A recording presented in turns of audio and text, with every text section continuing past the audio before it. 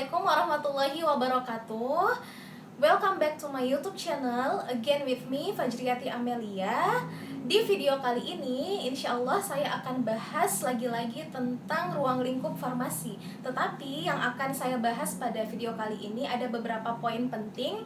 Yang pertama, bagaimana peraturan pemerintah atau peraturan Menteri Kesehatan tentang pekerjaan kefarmasian. Yang kedua, peranan dan penggunaan obat itu seperti apa. Yang ketiga adalah pengembangan obat. Yang keempat, sumber obat, kita bisa tahu obat ini berasal dari mana. Kemudian cara pemakaian obat dengan benar. So, untuk 5 poin yang akan saya bahas nanti, jangan di skip ya, nonton sampai habis and stay tune.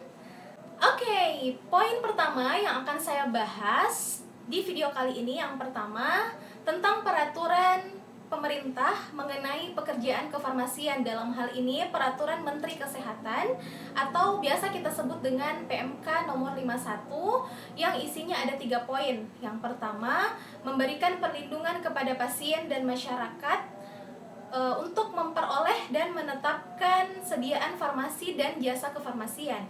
Yang kedua, mempertahankan dan meningkatkan mutu sediaan farmasi sesuai dengan perkembangan ilmu pengetahuan dan teknologi. Dan yang ketiga, itu memberi kepastian hukum kepada pasien, masyarakat, dan tenaga teknis kefarmasian itu sendiri. Dari 3 poin penting peraturan pemerintah mengenai pekerjaan kefarmasian, itu bisa kita tarik kesimpulan bahwa pekerjaan kefarmasian ini kontribusinya adalah ke pasien dan masyarakat. Terlebih lagi, pekerjaan kefarmasian ini juga mengikuti perkembangan zaman, perkembangan ilmu pengetahuan dan teknologi. Dalam perkembangan ilmu pengetahuan dan teknologi ini bisa saya berikan contoh ya. Misalnya dulu pada saat belum ada komputer, belum ada laptop, belum ada wireless yang menghubungkan komputer yang satu dengan yang lainnya, itu kita masih menulis resep. Dokter masih menulis resep, kemudian diberikan kepada instalasi farmasi atau apotik untuk pasien menebus obatnya di sana. Nah, meskipun sekarang juga masih banyak klinik atau rumah sakit yang dokternya masih menulis resep. Tapi yang saya ketahui di beberapa rumah sakit besar itu sudah banyak yang menerapkan namanya resep elektronik. Resep elektronik itu seperti apa? Resep elektronik itu dokter sudah tidak lagi menulis resepnya di atas kertas, tapi sudah menggunakan komputer. Jadi di tiap poli atau tiap ruangan dokter itu sudah tersedia komputer untuk mengetik resepnya. Perkembangan ilmu pengetahuan dan teknologi ini sangat menguntungkan bagi tenaga teknis kefarmasian dan juga apoteker, karena untuk menghindari yang namanya medication error. Medication error itu adalah kesalahan pengobatan kepada pasien. Kesalahan pengobatan ini salah satunya itu bisa terjadi karena ketidakjelasan TTK atau apoteker dalam membaca resep. Nah, ketika dokter menulis resep dan tulisannya tidak jelas, tenaga teknis kefarmasiannya juga tidak bisa membaca, kurang memahami, akhirnya terjadi kesalahan dosis atau kesalahan aturan pakai, dan itu sangat fatal. Makanya untuk perkembangan ilmu pengetahuan dan teknologi ini, dengan adanya resep elektronik tersebut, itu bisa meminimalisir angka kejadian medication error, sehingga pengobatan pasien tepat dan sesuai dengan anjuran dokter, seperti itu. Poin ketiga adalah pengembangan obat.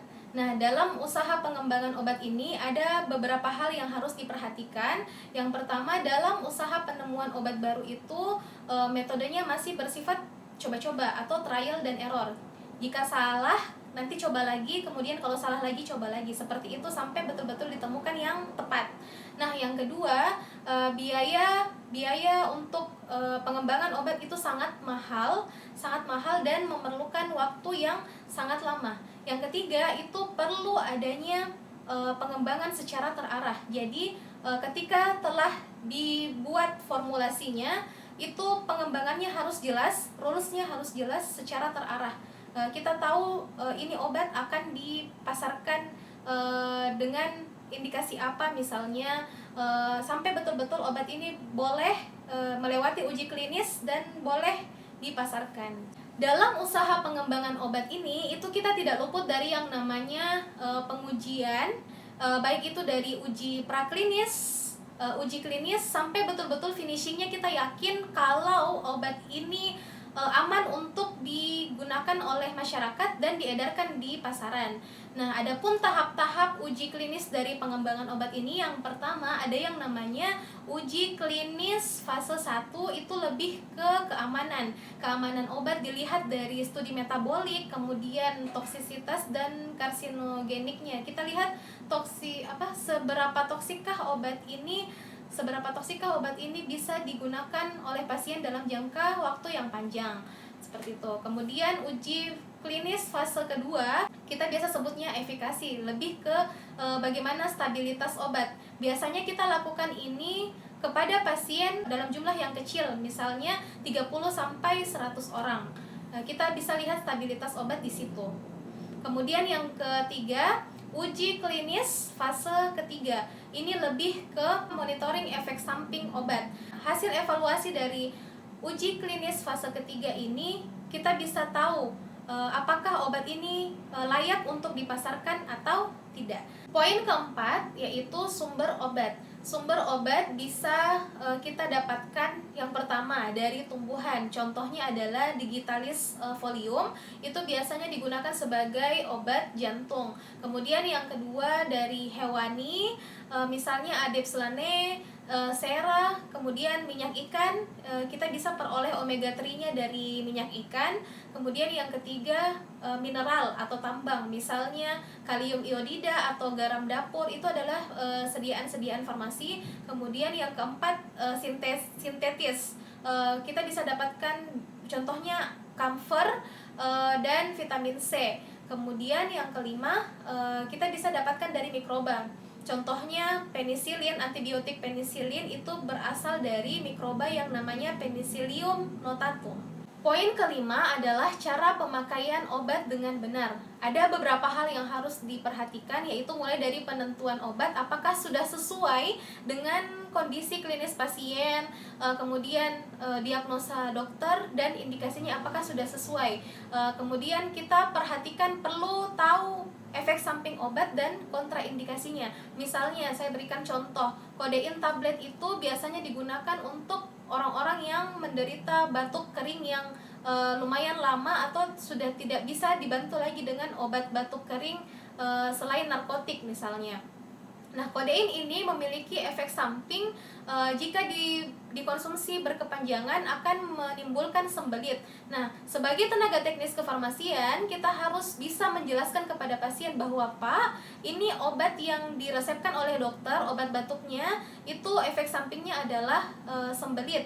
Jadi, Bapak harus minum 2 liter per hari untuk meminimalisir sembelitnya, seperti itu. Kemudian di kontraindikasi, misalnya kontraindikasinya kepada ibu hamil dan ibu menyusui, itu bisa kita lihat misalnya di obat-obat prekursor, obat-obat flu biasanya, seperti pseudoephedrine, tremenza atau merek dagang lainnya yang isinya ada pseudoephedrine-nya, itu kontraindikasinya kepada ibu hamil dan ibu menyusui, seperti itu. Selain indikasi yang harus kita tahu, kita juga harus tahu efek samping dan kontraindikasi obat. Oke, 5 poin tadi itu sudah saya bahas satu persatu. Semoga setiap poin yang saya jelaskan tadi bisa bermanfaat dan bisa membuka sedikit wawasan kita tentang ilmu kefarmasian. Oke, sekian dari saya. Terima kasih sudah menonton. Please comment, like, and subscribe. Dan jangan lupa nyalakan loncengnya supaya bisa update video-video lainnya. Terima kasih. Assalamualaikum warahmatullahi wabarakatuh. Bye-bye.